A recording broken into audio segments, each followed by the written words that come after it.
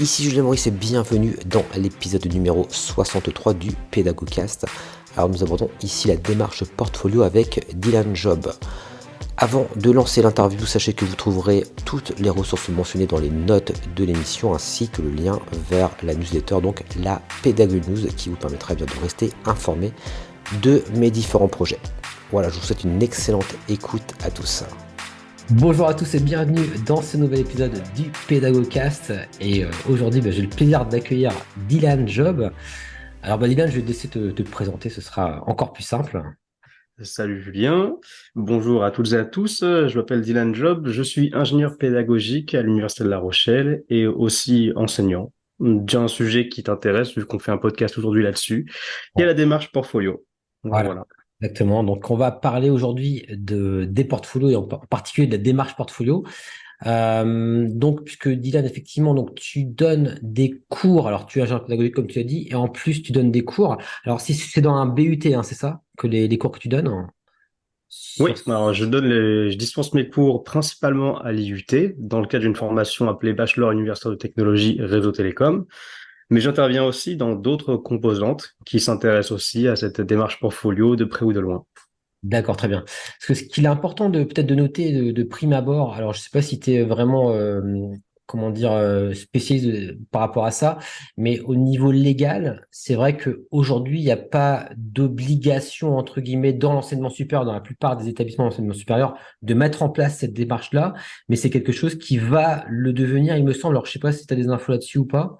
Alors, concernant les autres établissements en dehors IUT, je ne sais pas. Je sais qu'aujourd'hui, ce n'est pas obligatoire. Que C'est au bon vouloir des responsables de formation et aussi en fonction des personnes disponibles, Ouais. prêtes à enseigner, par exemple, la démarche portfolio. La démarche portfolio qui est un enseignement, lui, obligatoire dans les IUT. Ouais. D'accord. Il est obligatoire, mais il n'y a actuellement rien de contraignant sur son contenu. D'accord. Rien de très, très contraignant. Ok, ça marche. Parce que tu vois, ce type de démarche qui rentre un peu, on va en parler, dans aussi la démarche compétence finalement. C'est des choses qui sont obligatoires, notamment dans le primaire, par exemple, dans les enseignements primaires. On appelle ça le livret personnel de compétences. Tu vois, c'est des choses qui ont été formalisées et qui sont vraiment inscrites dans la loi. Et pour le coup, c'est pas encore le cas dans les enseignements supérieurs. En tout cas, je ne pense pas que ce soit encore le cas, mais il me semble que ça va arriver. C'est pour ça que aussi ce podcast est vraiment important et intéressant, je pense, pour nos éditeurs, parce que c'est quelque chose, c'est un vieux serpent de mer. Je sais pas ce que tu en penses un peu, Dylan, mais le portfolio, moi, j'en entends parler. J'ai plus, on va dire, plus d'ancienneté, on va dire que toi, mais ça fait des années et des années qu'on en parle. Même pour te dire, j'avais fait un mémoire là-dessus. C'était en 2008, je crois, sur la démarche portfolio. Mais c'est quelque chose, c'est un vieux serpent de mer, mais qui a du mal à se mettre en place, à se formaliser. Puis justement, on est là aussi pour en parler. Mais voilà, je tenais déjà, d'ores et déjà à dire que c'est vrai que c'est quelque chose qui va sans doute arriver et être de plus en plus quelque chose d'obligatoire même dans les écoles d'ingénieurs, dans les universités, etc. Et c'est là que c'est intéressant d'avoir aussi ce type d'enseignement qu'on peut avoir avec toi, notamment sur la démarche qu'on va mettre en place pour ce portfolio. Voilà un petit peu pour initier un petit peu cette conversation. Et justement, Yann, pour vraiment parler concrètement de justement la démarche portfolio, est-ce que tu peux un petit peu nous décrire, toi, les grandes étapes que tu vois dans cette démarche et comment toi, justement, tu l'enseignes, entre guillemets, à tes étudiants? Pour faire le lien avec tout ce que tu viens de dire, quelques éléments de contexte. Alors, quand on parle de démarche portfolio, on parle de capacité à prendre du recul sur ce que l'on fait, être capable d'identifier et de démontrer l'existence de compétences. Donc, quand on analyse ça, en fait, où est-ce qu'on se situe sur le plan de la littérature? On se situe sur un concept qui s'appelle l'auto-évaluation. Et Ouais, l'auto-évaluation, c'est une branche de la psychologie sociale.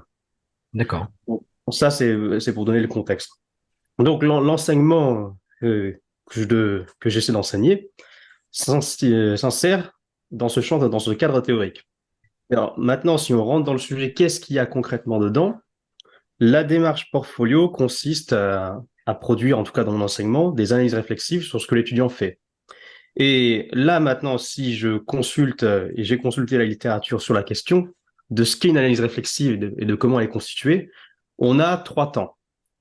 On a un premier temps où on va qu'on appelle l'observation et la description. On va donner du contexte, on va présenter la compétence qu'on veut développer, la trace, c'est-à-dire la fameuse preuve de notre apprentissage, la fameuse réalisation qu'on a produite, et bien sûr faire un lien entre la trace et la compétence. D'ailleurs, si on veut être précis sur les termes, ce qu'on va présenter pour l'instant, on va présenter une réalisation qui ne devient trace, qui ne deviendra trace qu'à partir du moment où il y a un lien entre compétence et réalisation. Voilà, si on veut être vraiment dans le détail. Donc ça, c'est le premier temps. On observe et on décrit.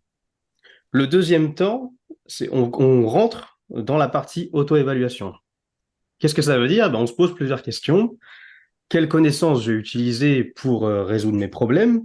Ça peut être des connaissances d'ordre académique, donc des enseignements qu'on a reçus, mais aussi des connaissances qu'on a pu trouver ailleurs, comme par exemple sur un site internet, via une IA, toi-même tu sais. Et ça, c'est un premier élément. Ensuite, il faut se poser la question des difficultés rencontrées, c'est-à-dire qu'est-ce qui a été problématique, qu'est-ce qui a été difficile dans la réalisation de nos missions, de notre travail, et comment est-ce qu'on comment est-ce qu'on a réussi à les surmonter. La question des points forts et des points faibles. Mhm. Et on vient ensuite une phase de synthèse, une fameuse synthèse de ce qu'on a appris, c'est-à-dire qu'est-ce qu'on peut retenir de cette expérience-là, qu'est-ce qu'on a appris factuellement et quels enseignements de vie, quelles leçons de vie on pourrait tirer de cette expérience-là. Ça, c'est ce que je demande sur la partie analyse et auto-évaluation. Et le troisième temps de l'analyse réflexive, c'est le moment où on se pose la question de ce qu'on pourrait faire pour s'améliorer. On va essayer de se projeter dans le temps, dans un futur plus ou moins proche.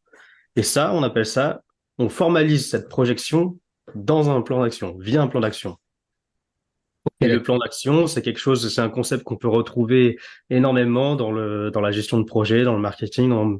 C'est pas quelque chose qui est propre à la démarche portfolio, qui est propre à la psychologie sociale. C'est un outil qu'on utilise.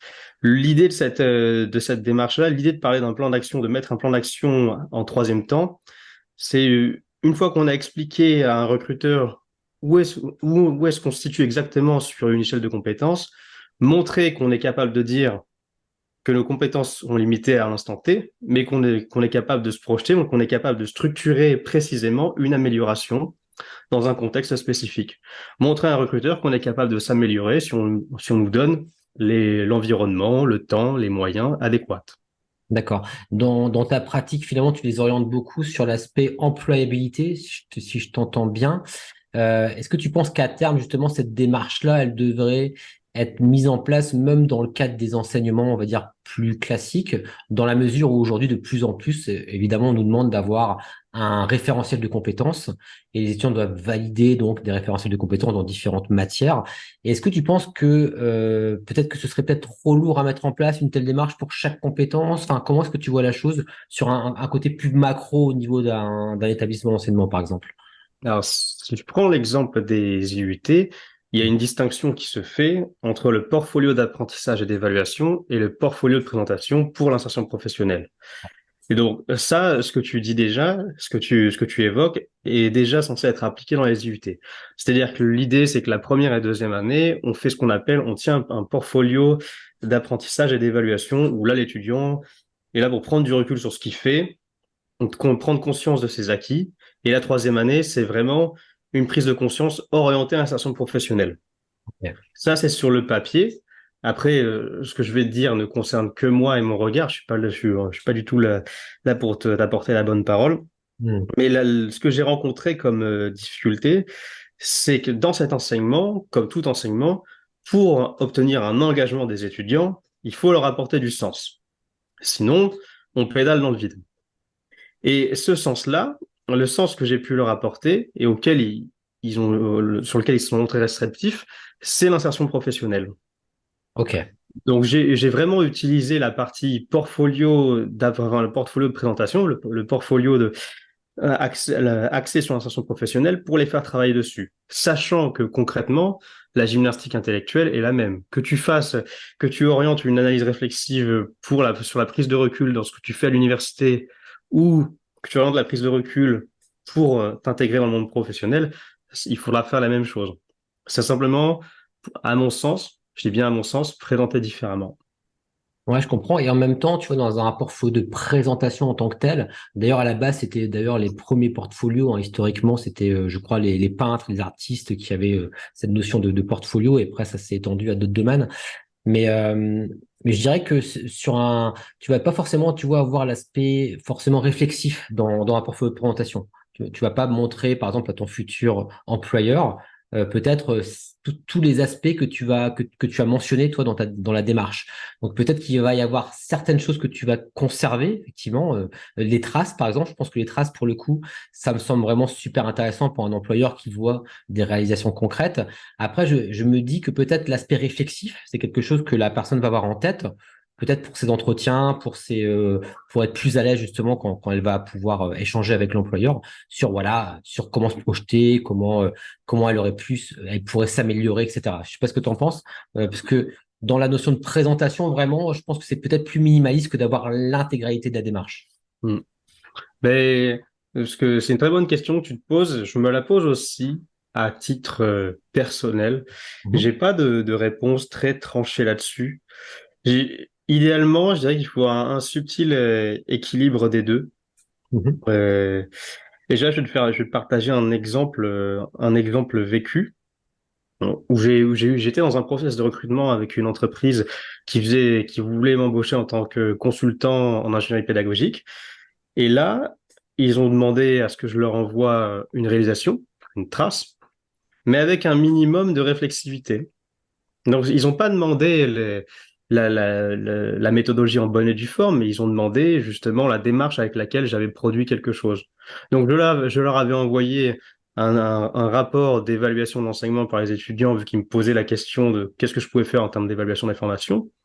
Mais ils étaient très intéressés par l'idée de voir la démarche. Et ça, ils ont souhaité le voir avant et après l'entretien, deuxième, troisième entretien. Donc, ils ont voulu voir comment mes preuves se débrouillaient sans moi. Ah, c'est intéressant. Et Ouais. ça, je dirais que ça dépend. Pour reprendre ce que tu viens de dire, si on est stratégique, eh bien, si on veut accrocher le recruteur dans un premier temps, on est minimaliste. On peut envoyer une petite preuve avec très peu de réflexivité. Si on sent que le recruteur a vraiment comment dire, cherche vraiment à mettre l'accent sur un point très particulier, je vais dire n'importe quoi, hein.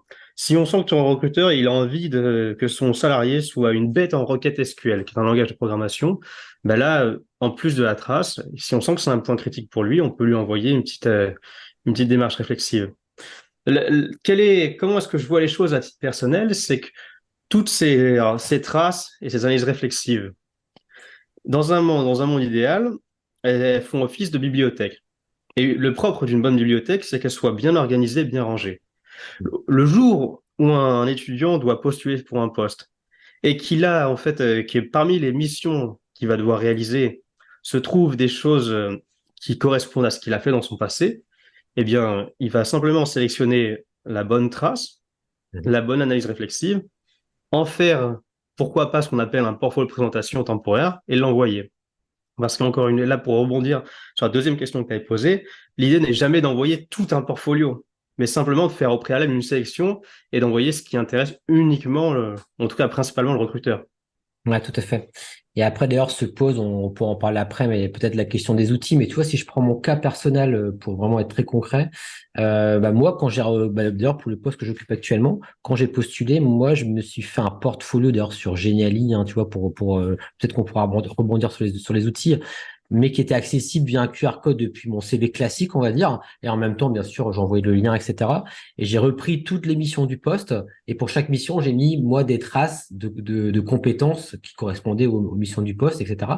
Donc, tu vois, je l'ai construit comme ça. Et c'est vrai que quelque part, ça m'a forcé aussi, tu vois, à rentrer dans cette démarche. J'étais pas allé jusqu'à la partie réflexivité.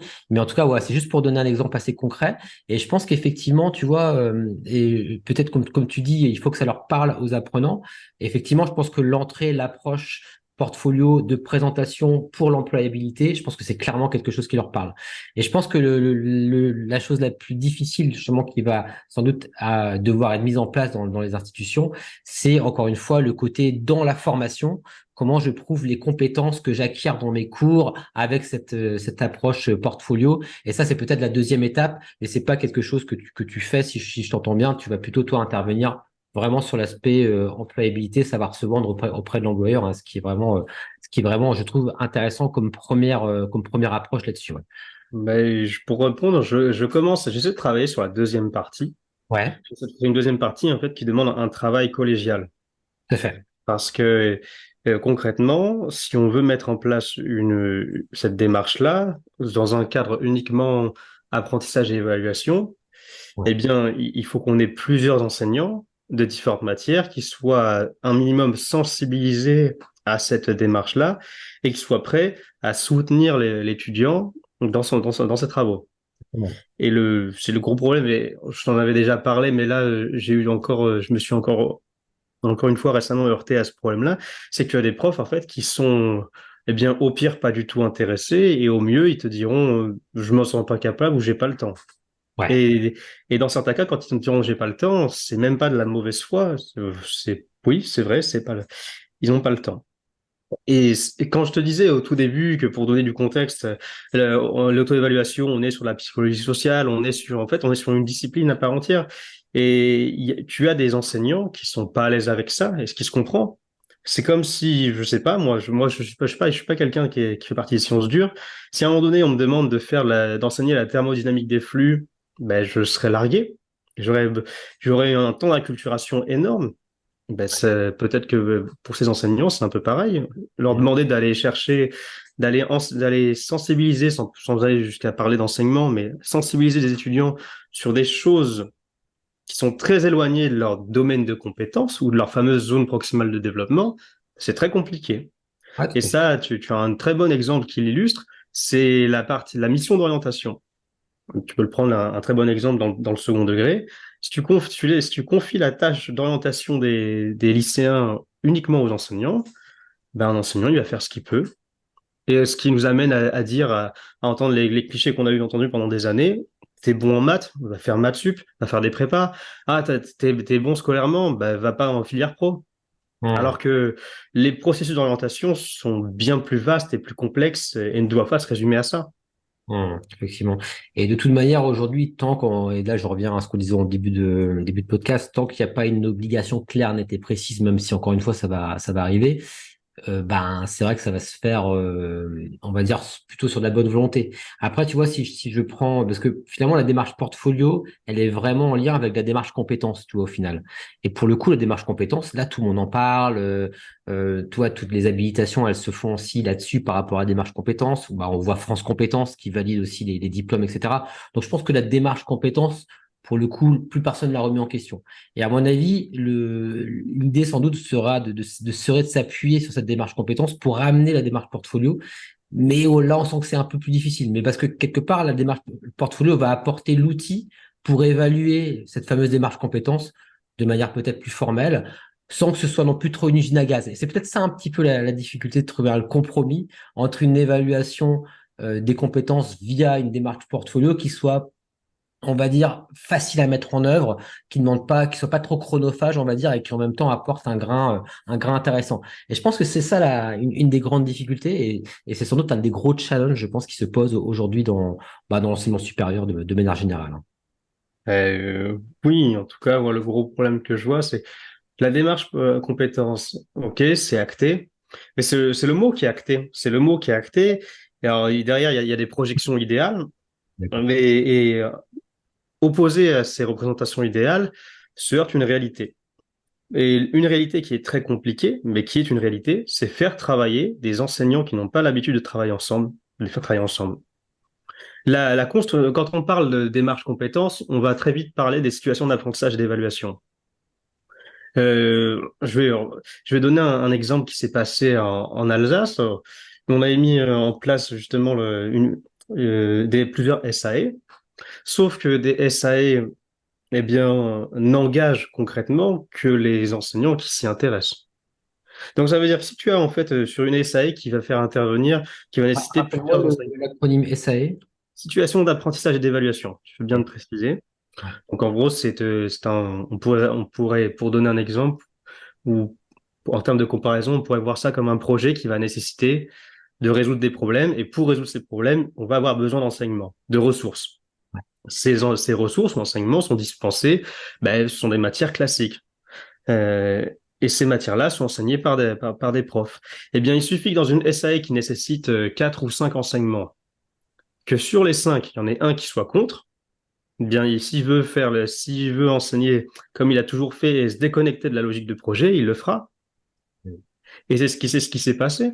Lorsqu'on avait fait évaluer justement la mise en place du but 1 de la première année, de la mise en place des SAE dans un département, tu avais des choses qui ressortaient. Tu avais les étudiants qui t'expliquaient qu'ils ne comprenaient pas eux-mêmes, ils écrivaient texte noir sur blanc, ils ne comprenaient pas pourquoi ils étaient entre guillemets en approche par compétence dans certaines matières et pourquoi dans d'autres, ils n'y étaient pas du tout. Hmm. Et Ouais, ça, c'est le plus gros verrou, hein. C'est le plus gros verrou, à mon sens pour l'instant, parce que tu peux avoir une plan de formation nickel, tu peux avoir une maquette qui est rédigée au poil de cul, tout peut être clair, mais si ouais. t'as pas une adhésion des enseignants là-dedans, une adhésion et un accompagnement de ces enseignants-là, bah, c'est compliqué. J'irais même plus loin s'il n'y a pas aussi un input quelque part de la direction. Tu vois, il faut que ça parte aussi, je pense, que ce soit formalisé de mon point de vue en tous les cas pour que ça fonctionne. Mais effectivement, tu as bien pointé les difficultés aujourd'hui de cette mise en place. Mais ça progresse, hein, la preuve, hein, il y a des cours que tu donnes là-dessus. C'est des choses qui avancent pas Ouais, à pas. Et effectivement, l'idée, c'est de faire consensus. Et justement, ça va permettre de voir quand il y a de la redondance au niveau d'une UE, par exemple, d'une unité d'enseignement. On va se dire, bah tiens, bah, finalement, cette compétence-là, elle est déjà validée à tel endroit. Et sans doute que ça va aussi te permettre de faire du ménage aussi, finalement, dans des choses qui sont redondantes. Donc c'est d'une pierre deux coups, je dirais. ouais, Euh, à long terme, ouais. À long terme, oui. Mais j'ai essayé d'amorcer ce travail-là, d'échanger avec d'autres enseignants et d'autres enseignants en charge de la démarche portfolio. Dans mon monde idéal, j'aimerais qu'à l'IUT de La Rochelle, on ait une méthodologie de l'analyse réflexive, qu'on soit tous raccords à ça. J'en ai discuté d'ailleurs avec une ingénieure pédagogique qui est à Montpellier et elle expliquait que ça lui paraissait super beau mais très compliqué parce qu'elle aussi elle est dans un IUT et chaque département fait les choses à sa manière, comme il veut, comme il peut. Et on va dire que la phase de remise en question, même ne serait-ce que mise en commun, ça prendrait beaucoup de temps et c'est des changements, s'ils se font, ils vont se faire sur du très long terme. ouais, c'est vrai. C'est un petit peu même comme la définition de la compétence. Je sais que toi, tu t'appuies sur Tardif, par exemple. Ouais, Je pense que là, je dirais qu'il y a un consensus qui est en train de se créer, j'ai l'impression quand même là-dessus. Mais c'est pareil, il y a peut-être encore des personnes qui vont définir une compétence de manière un petit peu différente. Du coup, ça crée des subtilités qui sont pas toujours ouais, visibles. ouais, ouais. Ah oui. Ah oui, oui, bah, la compétence, tu remplis des bibliothèques entières avec ça. Moi, personnellement, j'ai pas d'affinité particulière avec la notion de tardif. C'est juste, entre guillemets, c'est comme ça, donc je dois faire avec. On va dire que mon approche de prof, qui est sur le terrain, c'est plutôt, je m'en fiche un peu de ces subtilités à partir du moment où l'étudiant peut s'y retrouver et que ça peut lui servir. Lui donner ce qui est important de savoir et de comprendre pour son insertion professionnelle et pourquoi pas sa remise en question personnelle ou sa quête de sens. Mais sinon, je suis pas là non plus pour faire de la philologie ou pour faire de la philosophie de la compétence. Ouais, C'est pas mon but. et tu vois, en préparant le podcast, mais c'est vrai qu'on en avait parlé ensemble, puisque pour information, hein, Dylan est intervenu à IMTBS, juste je le dis pour les auditeurs, parce que c'est vrai qu'on s'était rencontrés à La Rochelle dans un autre cadre à l'université. Et c'est vrai que ben ouais, tu m'avais dit que tu avais créé une chaîne YouTube, hein, d'ailleurs on peut faire un peu de publicité, hein, c'est le Monsieur Portfolio, Mister Portfolio, la chaîne YouTube. Et donc, j'ai repris un petit peu, là, d'ailleurs, tes différentes vidéos que j'ai écoutées. Et bon, juste pour reprendre un petit peu de contenu assez pratico-pratique, tu parlais peut-être d'une chose que je ne connaissais pas, la notion de d'apprentissage critique. Est-ce que c'est des choses, voilà, là, tu as parlé des traces, on a bien compris la notion de traces quand tu expliquais la démarche. Est-ce que tu peux m'en dire un peu plus sur l'apprentissage critique, tel que tu le fais? Ouais.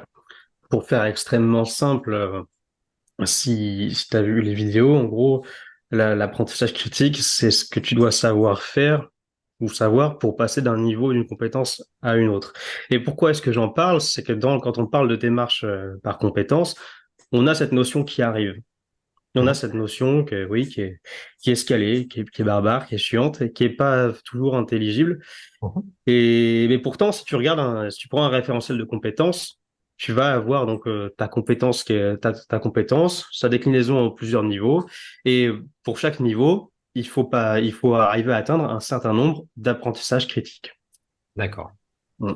Et enfin, je sais pas si tu veux, je peux te partager Moi, je connaissais la notion de poids également. On mettait parfois un poids sur telle action, entre guillemets, qui, au bout de tant de poids, permettait de valider une compétence. Mais bon, ça, c'est des choses que j'avais vues. Mais en tout cas, non, très intéressant. Moi, j'invite d'ailleurs les auditeurs à aller voir ta chaîne, hein, où ils vont apprendre beaucoup de choses justement là-dessus, parce que tu détailles justement chaque partie de cette démarche compétence. Peut-être sur une dernière partie entre guillemets, j'aurais voulu aborder avec toi la question des outils, même si je sais que c'est pas forcément parce que tu es plus sur la démarche que sur les outils, mais je voulais quand même avoir ton avis là-dessus parce que c'est quand même moi une question qui revient souvent en tant que même ingénieur pédagogique. Voilà, quel outil on va utiliser pour pouvoir créer des portfolios, les présenter, etc. Toi, est-ce que tu avais malgré tout des conseils à donner par rapport à la question des outils? le conseil que je pourrais donner concernant l'outil. Ça revient un peu à des points que j'ai abordés dans la dernière vidéo sur quelle forme donner Ah au oui. portfolio, quelle apparence concrète. Mm. C'est déjà un outil qui soit facilement accessible, utilisable et navigable si on doit l'envoyer à un recruteur. Concernant l'université, ben, il faudrait qu'on ait un outil qui puisse servir durant le cursus universitaire, certes, mais aussi ailleurs. Mhm. Que tu puisses, parce que tout cet enseignement qu'on fait, c'est pour former l'étudiant à se construire un portfolio pour la vie, ou à Ouais, s'en construire plusieurs. Donc, s'il a plus accès à ces travaux à une plateforme ou à l'outil passé de l'université, c'est un peu bête. C'est un exactement. peu bête. Et le deuxième, enfin, ouais, ou le deuxième conseil que je pourrais donner, qui est le plus important, c'est que tu adaptes la forme de ton portfolio à sa destination. Mm.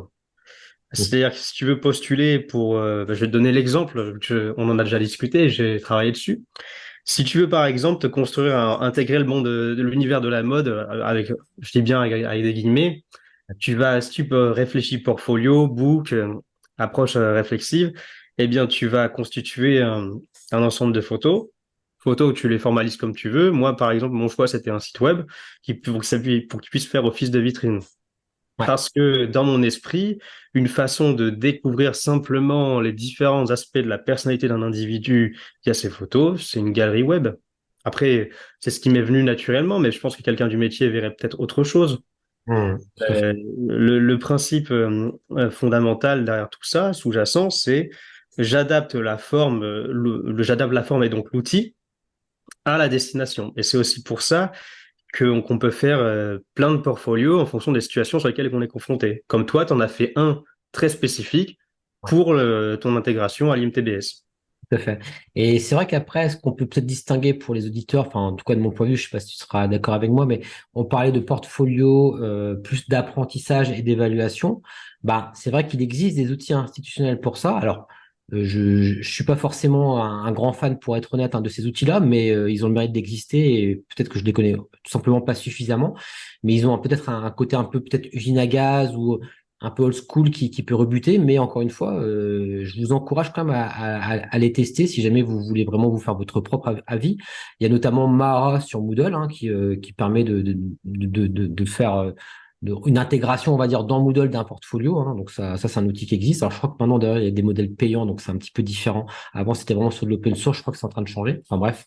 Et également pour information Keruta, Karuta, qui est assez connu, hein, finalement comme outil de portfolio, alors que moi je connais moins, hein, pour être honnête. Mais en tout cas, voilà, ça c'est peut-être des outils que moi j'aurais tendance à qualifier plus d'outils d'apprentissage et d'évaluation dans le sens où c'est vraiment dans l'institution. il peut y avoir des allers-retours avec l'enseignant, avec les formateurs, etc. Et par contre, sur l'aspect, de mon point de vue, en tout cas, présentation, tu vois, typiquement, moi je te parlais de Geniali, mais voilà, c'est parce que j'ai fait ce choix-là. Mais même de manière beaucoup plus prosaïque, entre guillemets, même un LinkedIn, tu vois, LinkedIn, pour moi, c'est aujourd'hui presque un portfolio en tant que tel de présentation aussi. Alors, il y a peut-être pas toute la démarche telle que tu l'as présentée, etc.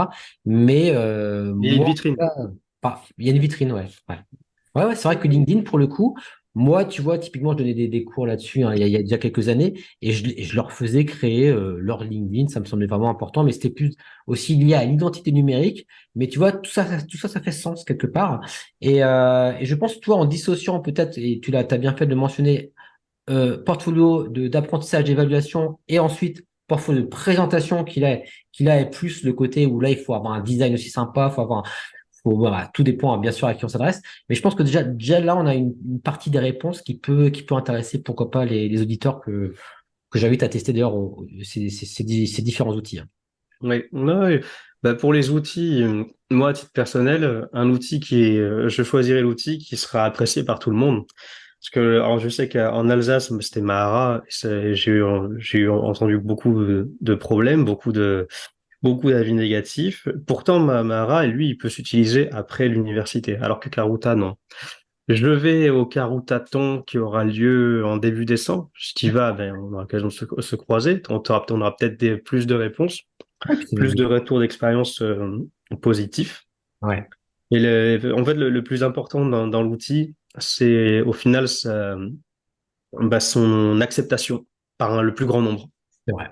Hmm. Euh, Pourquoi est-ce que LinkedIn devient une vitrine? Bah, parce que LinkedIn, c'est pratiqué par beaucoup de monde. Pourquoi est-ce que Instagram peut aussi faire office de portfolio? Parce que beaucoup de gens sont sur Instagram. Tout à fait. Et donc, il y a aussi, il y a ces deux dimensions. Il y a la dimension format approprié pour les informations qu'on veut faire passer, Mhm. mais on a aussi l'outil utilisé et comment dire, accepté par le plus grand nombre. C'est pour ça, quand on dit quelque chose de facilement accessible et navigable, c'est que si tu fais quelque chose qui est vraiment qui est digne d'une cathédrale, mais que le recruteur doit avoir un bac+5 pour y naviguer dessus, ça Ouais. va pas le faire. Ouais, et puis même pour le mettre à jour, etc., il y a toutes les Ouais. questions qui sont importantes. Très pragmatiques, mais qui ont leur importance. En tout cas, merci Dylan déjà pour ne serait-ce que la démarche, tu vois, la démarche telle que tu l'as expliquée. Je pense que, toi, c'est pour ça que je disais que j'ai voulu parler de l'outil à la fin, parce que bon, ce qui me semblait vraiment avoir une grosse plus-value par rapport à ce que tu nous as dit là, c'est surtout la démarche portfolio avec tout ce que tu as, voilà, la réflexivité, etc., les allers-retours, les traces, les apprentissages critiques. Et encore une fois, hein, de mon point de vue, ça va, même si aujourd'hui c'est encore un grand serpent de mer, entre guillemets, tel que je définis, mais je pense qu'aujourd'hui on arrive à un moment où ça va devenir vraiment un outil obligatoire, entre guillemets, hein, je mets des guillemets, hein, c'est pas encore le cas, mais je pense que de plus en plus ça va être le cas. Donc, voilà, en tout cas, je pense que ça a un bel avenir, cette notion de portfolio. Je pense elle va réémerger là, et on va en entendre parler, à mon avis, beaucoup là dans les mois dans les mois à venir. Ben, j'espère. Je dirais que l'important, par contre, c'est de savoir quel sens on met derrière ce terme Mm. de portfolio. Et c'est vrai que c'est assez vieux. J'ai eu l'occasion de contacter la personne dont tu m'avais parlé, Dominique Alain-Jean, qui a travaillé, qui 15 ans, est, ouais. C'est une thèse sur le sujet, ouais, c'est ouais. ça, ouais, qui bosse depuis 15 ans dessus, qui a développé une expertise qui est